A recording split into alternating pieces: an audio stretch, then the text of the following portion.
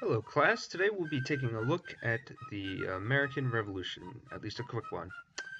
So first we have to start with the various taxes that the king, the British king and Parliament put on the colonists of the time. So we have the Sugar, Stamp, and Townshend Act. All of these acts infuriated the colonists because they had no representation and couldn't refute them. So that's taxation without representation. And when they did address their complaints to the king, they got no response from him. Later, because of this unrest, the British sent troops to, especially Boston. They sent troops to Boston, which we get the Boston Massacre in response, where colonists, angry at troops, were harassing them, and then British troops, whether by accident or ordered, fired on them, and 5 people died.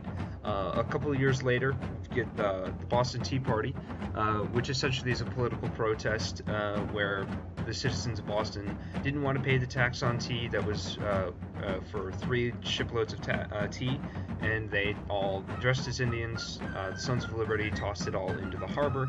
The king was pretty upset with this, and so he basically grounded them by placing the intolerable acts upon them, which meant that they had to pay back for the cost of the tea, and until they did so, their port was closed, and a few other things were restrictions were placed on them. In response, the colonials formed the First Continental Congress, which was designed. They sent a petition of their complaints to the king, but again, he did not listen to them. So with the growing resentment, the citizens around Boston started building up supplies and munitions for a rebellion, and they formed groups of Minutemen, or militiamen pretty much, to possibly rebel and fight the British regulars that were sent if they had to.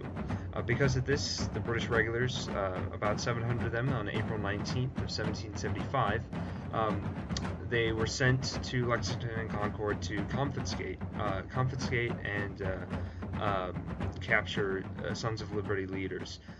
So at Lexington, they ran into a few dozen of the Minutemen, and they easily moved past them. But at Concord, they ran into stiff opposition, and the British were sent packing back to Boston. About a month later from these battles, we have the Battle of Bunker Hill.